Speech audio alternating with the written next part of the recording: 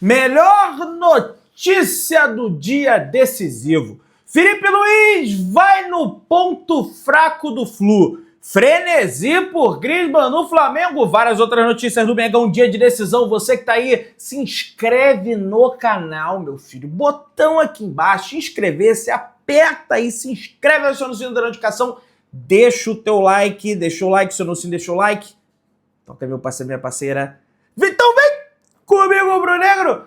Vamos às notícias do Flamengo nessa manhã rubro-negra. Já estamos a poucas horas do dia D, né? Aliás, já estamos no dia D, mas da hora decisiva entre Flamengo e Fluminense. E outra, além da decisão entre Flamengo e Fluminense, teremos a decisão hoje também da Libertadores Sub-20, da qual o Flamengo pode se tornar bicampeão da América Sub-20 e se credenciar para mais um Mundial de Clubes Sub-20. A decisão é hoje contra a equipe do Palmeiras e marcará a despedida do técnico Kleber dos Santos. O profissional será desligado para a chegada do técnico português Nuno Campos, que já assinou o contrato válido até dezembro de 2026. A ideia do Flamengo é fazer no Sub-20 idêntico ao que faz no profissional com o Felipe Luiz. O mesmo estilo de jogo, metodologia de trabalho e etc. Inclusive, essa categoria ficará na alçada do profissional. Outra ideia da diretoria é contratar um coordenador técnico para comandar as categorias de base do Sub-17 para baixo. O Sub-20 responderá à diretoria profissional sob o comando e a batuta de José Boto. Hoje, às 8 horas da noite, a bola rola para Flamengo e Palmeiras, diretamente do Paraguai, da decisão da Libertadores Sub-20. Quem sabe o Flamengo podendo conquistar mais um título. E é legal porque o jogo, a decisão do Campeonato Carioca vai ser às 4 horas da tarde e a decisão da Libertadores Sub-20 será às 8 horas da noite, então vai dar para acompanhar sem problema nenhum as duas partidas aí decisivas do Flamengo hoje. É evidente que, por mais que se trata de Libertadores, a dos profissionais é mais importante. O Flamengo e o Fluminense decidem o título do Campeonato Carioca pela 14ª vez, meus amigos, em toda a história. E vale lembrar que desde 2019, né? Só é Fla-Flu a final, salvo desde 2020, salvo no ano passado, 2024, que foi Flamengo e Fluminense. 2020, Flamengo e Fluminense, Flamengo levou com o Mister. 2021, Flamengo e Fluminense, Flamengo levou com o Rogério Ceni. 2022, Flamengo e Fluminense, Flamengo perdeu com o Paulo Souza. 2023, Flamengo e Fluminense, Flamengo perdeu com o Vitor Pereira. 2024, Flamengo e Nova Iguaçu, Flamengo levou com o Tite. E agora, 2025, novamente, Flamengo e Fluminense frente a frente. São as duas maiores forças, digamos assim, no futebol carioca dos últimos tempos. Eu sei que o Botafogo teve aí um espasmo, um solavanco de grandeza, mas a gente sabe que o Botafogo, né, é café com leite, apesar do dinheiro aí que o John Textor coloca no Botafogo para servir de satélite lá do Lyon da França. A gente já sabe disso. E hoje, às 4 horas da tarde, a rola bola para Flamengo e Fluminense. Estádio praticamente lotado. Quase 60 mil ingressos foram vendidos para o Fla-Flu de hoje no estádio do Maracanã. A torcida do Flamengo esgotou todos os seus ingressos ainda na sexta-feira. Setor misto, setor norte, restam ingressos apenas para o torcedor do Fluminense. Mais de 15 mil ingressos foram vendidos para o setor sul. Faltam menos de 5 mil para esgotar o setor da torcida do Fluminense. Então vamos ver se a torcida do Fluminense vai esgotar o seu setor para que a gente tenha um estádio ali imponente, né, com quase 70 mil pessoas, quem sabe, né, somadas as gratuidades, as cadeiras cativas. Não tem separação de torcida ali, né, que tira, né, assentos, porque é um jogo de torcida mista. Então tem tudo pro Maracanã, tá lindo, tá maravilhoso. Eu não tenho a menor dúvida que a nação rubro-negra vai fazer um festão. Agora, quem tem que fazer um festão também, além da nação rubro-negra, porque o Flamengo soltou um comunicado às 6h47, às 7 da noite de ontem, dizendo o seguinte: amanhã no Fla-Flu, no caso hoje no Fla-Flu, o Flamengo e sua torcida farão uma festa clássica no momento da entrada em campo dos times, digna de uma final. Uma festa com muitas faixas, bandeiras e papel higiênico. Para garantir o espetáculo, pedimos que aguardem até a entrada dos times para jogar o papel higiênico. Vamos fazer da entrada em campo uma festa, uma verdadeira festa tradicional. A gente já tinha essa informação e é interessante, é bem legal o Flamengo como instituição publicar isso para informar melhor o torcedor. Porque por mais que eu faça aqui, os outros companheiros aí façam nos canais deles, as páginas de Instagram, de Twitter, enfim, por mais que eles falem, ninguém tem o engajamento da conta oficial do Flamengo. Então, certamente o torcedor que vai ao Maracanã, ele vai ler isso aqui, pelo menos a maioria deles, não todos, né? Então, interessante essa comunicação, gostei bastante desse comunicado do Flamengo, que vai agregar para a festa que teremos hoje no estádio do Maracanã. Agora, que o Flamengo não caia de forma nenhuma na pilha do Fluminense. Porque o instrumento que o senhor Mano Menezes vai trazer para tentar reverter esse resultado é a expulsão de um jogador do Flamengo. Instrumento esse que ele já tentou utilizar no último jogo. Que ele incita o Luiz Araújo responde, mas depois ele coloca as mãos para trás ali, depois do zagueiro Freitas para cima dele, evitando com que ele tomasse cartão. E o seu Mano Menezes, ele gosta disso, ele gosta de uma confusão, a gente sabe isso, a gente vê isso na carreira dele praticamente toda. O Fluminense vai ser colocado num contexto que incomoda o estilo de jogo do Mano Menezes, que é de propor o jogo. São 90 minutos para eles tentarem fazer um gol no Flamengo e não tomar nenhum. Vão dar espaços e espero eu que o senhor Bruno Arleu de Araújo faça o seu trabalho para coibir qualquer tipo de agressão por parte da equipe do Fluminense para com os atletas do Flamengo. Né? Torço para que isso aconteça, é ele quem apita o jogo de hoje, que ele seja rigoroso com os cartões. Quero um jogo justo, porque o Mano Menezes vai utilizar dessa... Vai ficar... Já botaram nota aí, né, ao longo da semana. Já é um sinal. E isso eles vão continuar fazendo no Maracanã, não tenho a menor dúvida disso. Vamos lá, pessoal. O atacante Everton Cebolinha foi uma das novidades no último treino do Flamengo antes da decisão da final do Campeonato Carioca contra o Fluminense. O atleta está liberado, pessoal, a voltar aos gramados. Contudo, Felipe Luiz será responsável por decidir se o camisa 11 será relacionado ou não para a decisão. Segundo eu tenho de informação, acho que o Felipe Luiz, pelo que eu tenho visto, vai acabar colocando o Cebolinha, porque ele já tem vários desfalques. Não conta com o Michael, por exemplo. Não conta com o Bruno Henrique, por exemplo. Ele já tem vários desfalques ali no setor de ataque. E a presença do Cebolinha significa no segundo tempo, pô, tá ruim aí, Luiz Araújo? Entra o Cebola. Pra desespero do Fluminense. Pô, sai o Luiz Araújo, entra o Cebolinha. Sai o Plata, entra o Cebolinha. Sai o Gerson caindo pela direita aí. Não estou dizendo que tem a mesma característica, mas vai e entra o Cebolinha.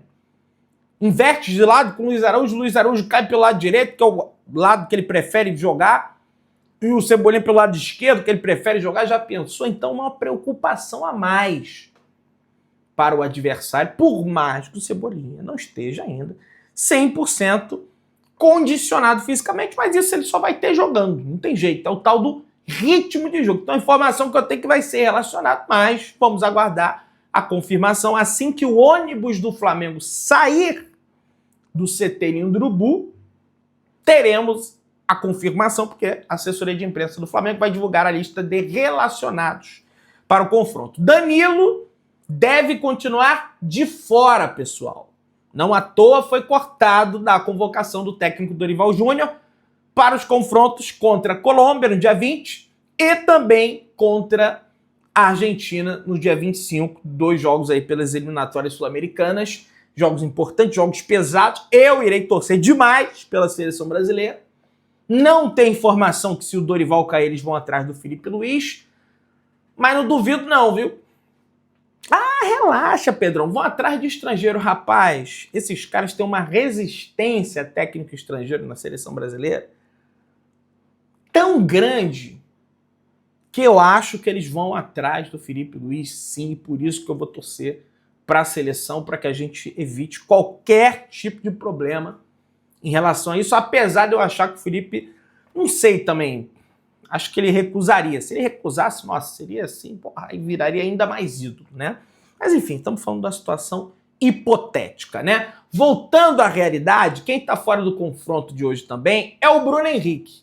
Bruno Henrique apresentou um avanço significativo da sua recuperação em relação à lesão que ele teve, muscular, mas tem chances mínimas de ser relacionado para o Fla-Flu decisivo desse próximo domingo. Então vai ficar treinando, se recondicionando, se recuperando para o confronto diante da equipe do Internacional no próximo dia 29 de abril no estádio do Maracanã. Primeira rodada do Flamengo no Campeonato Brasileiro e logo em seguida já tem Copa Libertadores da América, depois já tem viagem para a partida contra o Vitória. Ih, rapaz, tem um monte de troço aí segunda-feira, né? Amanhã teremos sorteio aí da fase de grupos da Copa Libertadores da América, que se inicia já no início de abril, tá, pessoal? E aí, meus amigos e minhas amigas, o negócio é o seguinte, com a ausência de Danilo e Bruno Henrique, e de Michael, e de Pedro, e de Vinha, enfim, esses faltos que o Flamengo possui,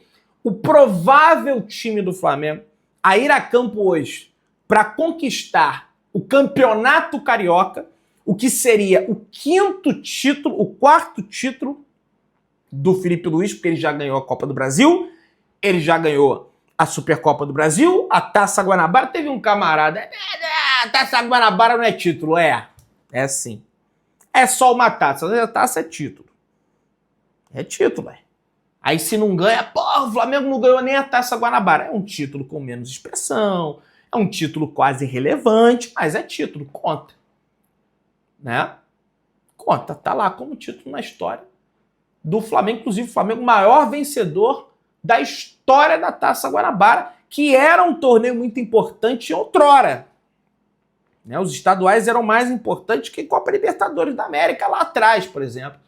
Então é título sim, por mais que tenha perdido a relevância nos últimos anos. Né? Então seria o 4º título do Felipe Luiz, um cara que teria 4 títulos e uma derrota.